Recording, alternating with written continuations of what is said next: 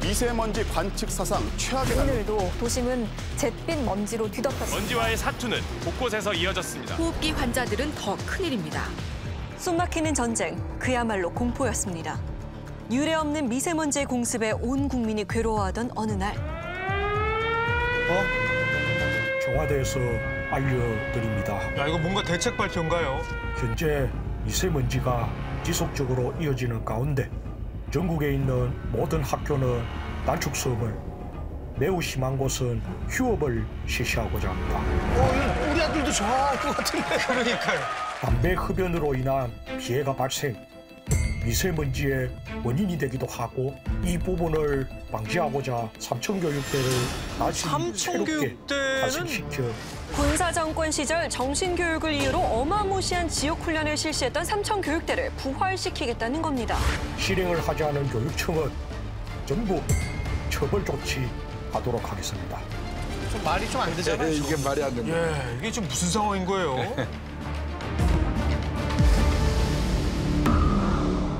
저희가 이 성대모사를 준비한 이유가 있습니다. 아까 그 내용이 문재인 대통령이 직접 한 말이 아니라 문재인 대통령을 사칭한 누군가가 한 말인데요. 대체 왜 이런 내용을 퍼뜨렸을까요? 문재인 대통령이 보냈다는 공문이 도착하자 전국 17개 시도 교육청이 발칵 뒤집혔습니다. 대통령이 직접 공문을 보내는 건 무척 이례적인 일이라고 했습니다. 보낸 사람은 대통령 문재인, 급기야 1급 기밀 문서라는 표시까지. 대통령 이름의 1급 기밀 문서는 단축 수업 실시 방안이 빼곡히 적힌 A4 용지 2장짜리 문건입니다. 댓글. 단축 수업을 공지하고자 부모님 따라주시길 바랍니다. 좋은데? 감사드립니다. 감사드립니다. 역시 초등학생들이 좋아하네요. 좋아하는데. 제 대통령이 이렇게 한 거예요? 아니죠. 아, 대통령이 썼다고요? 문재인 대통령이 보냈다는 이상한 문서, 그 진실은 뭘까? 시청에서 온 문서에는 여기 직인이 다 이렇게 찍혀져 있잖아요. 근데 여기는 직인이 없어요. 그러니까 이거 장난을 쳤구나라는. 동문이라 해서 교감명이 있어야 되고 제목이 있어야 되고. 그렇지. 청와대를 포함한 모든 정부 기관에서 사용하는 공문과는 전혀 다른 형식. 실제 대통령이 읽는 담화문 양식도 아닌 정체불명의 문서. 더 이상한 건 그 내용입니다. 단축 수업을 한다더니 아예 교육 제도를 뒤엎어 버릴 만큼 황당한 얘기들이 줄지어 등장합니다. 도대체 누가 보낸 걸까?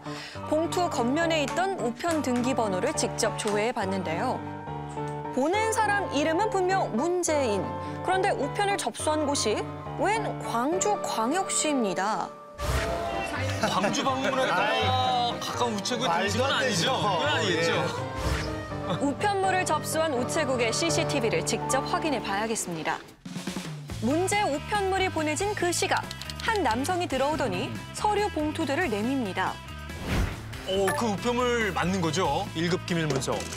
대통령을 대신해온 수행원이라기엔 차림새가 영락없는 동네 주민. 추리닝 입었어요. 대통령인 척 공문서를 위조한 사기꾼이라기엔 너무나 태연합니다. 정말 자신이 문재인이라고 믿고 있는 걸까요? 아니면 자신의 행동이 잘못됐다는 걸 전혀 모르는 걸까요? 대담한 건지 어리석은 건지 본인의 신용카드로 당당히 요금을 결제하고 간 덕분에 수사 하루 만에 덜미를 붙잡히고 맙니다. 모든 흔적을 남겼네요. 지금은 지금 대학생입니다.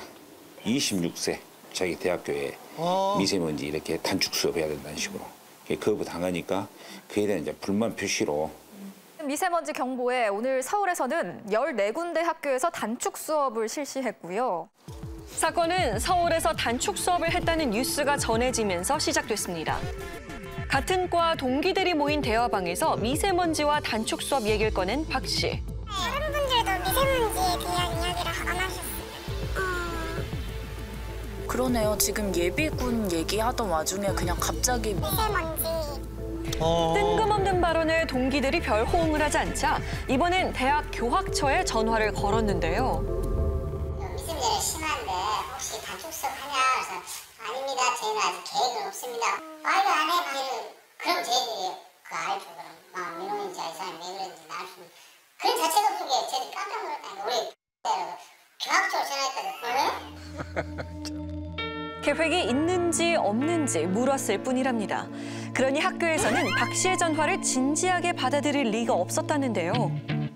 그의 머릿속엔 단축 수업을 해야 한다는 생각만이 가득했습니다. 구체적인 방안까지 궁리해서 교육청에 보낼 글을 작성한 박 씨. 문제는 자신이 아닌 대통령의 이름을 적었다는 거. 그는 대체 무슨 생각이었던 걸까? 불구속 상태로 조사받고 있다는 그를 찾아갔습니다. 맞다.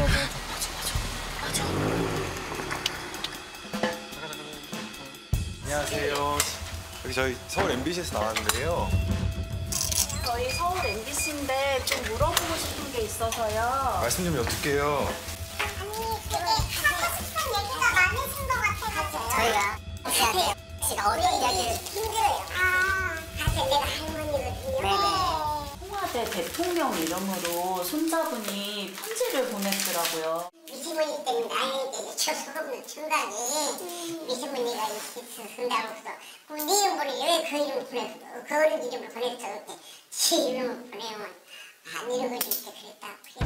대통령이 말했다면 해결해 줄 거란 생각에 대통령을 사칭해 교육청에 민원을 넣은 것뿐이라고 했습니다.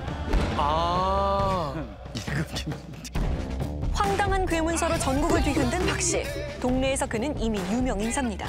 소방서에 신고하고 경찰서에 신고하고 청에 신고하고 그걸 앉아서 하는 일이 그거 민원 올리는 거거든요. 교육청에 글을 보낸 건 예산일. 불법 행위가 눈에 띄면 하루에도 몇 건씩 신고하고 민원을 넣는다는 박 씨. 사람들이 누가 피로 오거나 뭐 하면은 고등학생들이 이제 피로 온단 말이에요. 음침하니까. 근데 내가 그걸 또 경찰도 고발하고 경찰도 요거 몇 번 해갖고.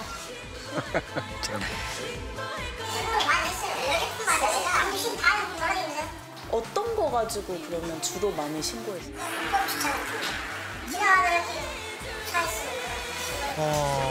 공무원 해도 잘하겠는데요. 자발적으로 좀 플래카드라는 이런 거 좀 본인이 만들어가지고 지원자 단속에 대한 뭐 위법 행위에 대한 그 내용인데 본인이 게시를 못하니까 저희 구청으로 한번 받았어요. 내용은 진짜 잘 나와요. 그때 감탄했어요. 교통법규 위반 근절을 위해 제 돈 주고 플래카드까지 만들었답니다. 잘 만들었네요. 잘 만들었네요. 야. 동네 사람들은 입모아 말합니다. 보안관이라고, 우리 동네 보안관이라고 해. 그런 그가 동네를 넘어 전국적으로 유명세를 떨치게 된 사건이 있었습니다. 사건이 일어난 곳은 광주의 한 대형 교회. 간질이 있는데 전화가 왔어요. 빨리 피하라고. 폭탄 설치했다고 신고가 왔으니까 빨리 피하라고. 폭탄이요? 인터넷에서 폭탄을 설치했다는 글을 발견한 한 시민 덕택에 교회 직원은 신속히 대피했고 폭발물 처리를 담당하는 경찰 특공대와 소방 인력, 군 병력이 총출동. 피해 없이 사건을 해결할 수 있었다는데요. 야. 폭발물 글을 발견하고 112에 신고했다는 그 시민이 바로 우리 동네 보안관 박 씨였단 겁니다. 생전 느껴볼 수 없었던 공포였답니다. 언제 어디서 폭탄이 터질지 모르는 일촉즉발의 상황. 어서 폭발물이 발견되기만을 애타게 기다렸다는데요. 선진한 것 같았어요.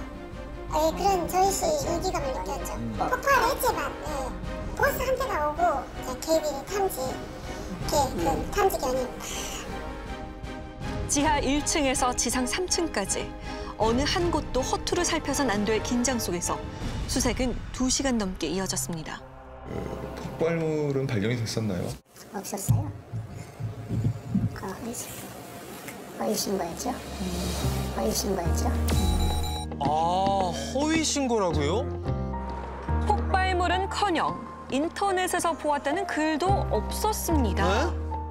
모든 것이 신고자였던 박 씨가 꾸민 거짓말이었습니다. 이거 장난치곤 좀 심한데요. 왜 그런 거죠? 일베 사이트에서 그 보고 아마 자기도 흉내를 그렇게 냈다고 그렇게 얘기한 것 같아요. 이 장난삼아 어떻게 대응하는가 보고 싶어서 그렇게 했다라고 그렇게 얘기한 걸로 알고 있어요. 경찰에 폭발물 신고를 하면 무슨 일이 일어날까? 남들은 그냥 지나쳤을 이 질문을 박 씨는 직접 실행에 옮겼다는 겁니다. 야, 폭발물이 설치됐다고 신고한 곳엔 서울 도심에 위치한 여성가족부 건물도 포함돼 있었는데요. 자칫 대형 테러로 이어질 수 있는 만큼 서울과 광주에서 100여 명이 출동했습니다. 많은 인력과 시간, 돈이 허비된 상황. 다 돈이죠, 저게. 박 씨는 경찰에게 손해배상을 청구받았고 징역 8개월을 선고받았습니다. 그의 허위 신고에 강경한 처분이 이뤄진 데는 이유가 있습니다. 광주 충장축제 행사장 특별무대 아래 폭발물을 설치했다는 허위 신고 문자가 접수돼 관객들이 대피하는 소동이 빚어졌습니다. 어젯밤 고등학생 17살 박모근을 붙잡았고 허위 신고를 한 경위를 조사하고 있습니다. 처음이 아니라고 했습니다. 이미 고등학생 때도 똑같은 범행을 저질렀다는 것. 이유는 마찬가지. 경찰의 반응이 궁금해서 친구의 휴대전화로 허위 신고를 했다는 겁니다. 야, 진짜 겁도 없네요. 아니, 이게 신고가 아니라 협박 아니에요, 협박? 그죠, 이거. 벌금형까지 받았으니 뉘우쳤을 만도 하건만 성인이 되고도 똑같은 범행을 저질러 교도소까지 간 박 씨. 왜 이런 무모한 행동을 하는 걸까요? 그런 우울증이 있어, 얘기가. 누가 저한테 좀 정신적으로 힘들게 하면은 막 하는 그런 성격이 있어요. 지정선으로 그것이 한 것이 아니에요. 그게 병적이에요, 사실은. 우울증 탓이랍니다. 누군가 손주를 힘들게 했을 거랍니다. 누가 말을 안 해요, 제가. 근데 이제 치솟고 쌓임을 했지, 엄마도 없지. 아빠도 자매니까 제가 내 손으로 발로 다 해요. 나한테는 있어요, 없어서는 안 될 시험 내 손자예요. 착해요, 참 착해요. 오죽 힘들었으면 착한 내 손주가 그런 일을 벌였을까. 손주가 마냥 짠하고 가엾다는 할머니. 하지만 일은 또 터졌습니다. 이번에도 폭발물 사건. 그런데 허위 신고가 아니었습니다. 폭발물의 실체가 등장했습니다. 폭발물이 들어있다. 열어보지 마라는 적힌 택배가 배달이 됐어요. 한 사무실에 폭발물이 담긴 소포가 배달됐고 또다시 경찰 특공대가 출동해 폭발물 처리에 나섰습니다. 실제 폭탄을 뭐 만들거나 그런 건 아니겠죠, 설마? 쉽게 볼 수 있는 폭죽놀이인 거죠. 폭죽을 뭉쳐가지고 검정 테이프로 그거를 알아채지 못하게 여러 번 감아놨어요. 모두를 긴장케 한 폭발물의 정체는 어이없게도 폭죽. 박 씨는 왜 이런 터무니없는 짓을 하는 것일까요? 저희들이 이제 CCTV를 확보해가지고 이제 보여줬죠. 보여주니까 이제 깜짝 놀라죠. 혹시 아시는 분이냐 하니까 이제 아는 지인이다, 조카다. 놀랍게도 피해자는 박 씨의 작은아버지였습니다. 평소 작은아버지의 잔소리에 스트레스가 심했다는 박 씨. 급기야 작은아버지를 골탕 먹이려고 범행을 계획했다는 겁니다. 그 수법은 참으로 교활했습니다. 보낸 곳은 작은아버지의 회사로, 받는 곳은 정부종합청사로 적어서 마치 작은아버지가 정부에 폭발물을 보낸 것처럼 빼는 겁니다. 정부 유관 부서로부터 사업 지원금을 받으면서 그 회사를 하나 운영을 하셨는데 그럼 이 정부 유관 부서에 이상한 뭐 폭발물 이런 걸 보내면 사실은 업무에 영향을 미치실 거 아닙니까? 안 좋게 불이익을 받겠죠. 그런데 받는 곳의 주소가 잘못돼 작은아버지에게 소포가 반송됐고 그 계획은 수포로 돌아갔습니다. 재판에서 박 씨의 할머니는 손주가 우울증 환자라며 심신미약으로 감형해달라 호소했답니다. 중등도의 뭐 우울증이 있다. 그래서 스트레스에 매우 취약해서 심신미약 상태의 범행이니까 좀 형을 감해달라라고 주장을 했는데 자기가 행위로 인해서 어떤 결과를 초래하는 걸 충분히 인식하고 있었고 그렇죠. 다분히 계획된 범죄이기 때문에 심신미약을 인정할 수 없다며 재판부로부터 징역 1년 2월을 선고받았습니다. 하지만 출소한 지 채 1년도 되지 않아 대통령을 사칭하고 다시 경찰 조사를 받는 박 씨. 그의 가족은 여전히 우울증 때문이라고 말합니다. 우울한 사람과는 색깔이 달라요.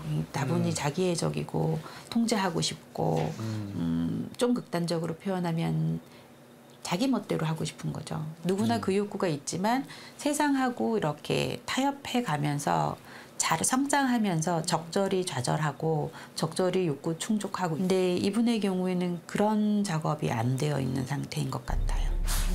이대로 둔다면 또 어떤 일을 벌일지 모릅니다. 네, 안녕하세요. 서울 MBC에서 나왔는데요. 저희랑 잠시만 좀 이야기 나눌 수 없을까요? 이거 편지 왜 쓰신 거예요?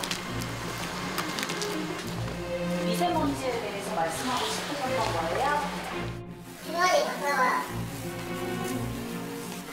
MBC에서 왔으니까 빨리 바꾸라고. 바꿔봐, 할머니. 저희랑 잠깐만 이야기해 주시면 안 될까요? 제작진과의 간단한 대화조차 피하는 박 씨. 저희는 할머니 말고 얘기를 듣고 싶은데 26살 성인입니다. 평생 할머니 뒤에 숨어 면죄부를 받을 순 없습니다. 더 이상 피할 일이 아닙니다. 자신의 잘못을 인정하고 무모한 장난을 이젠 끝낼 때입니다.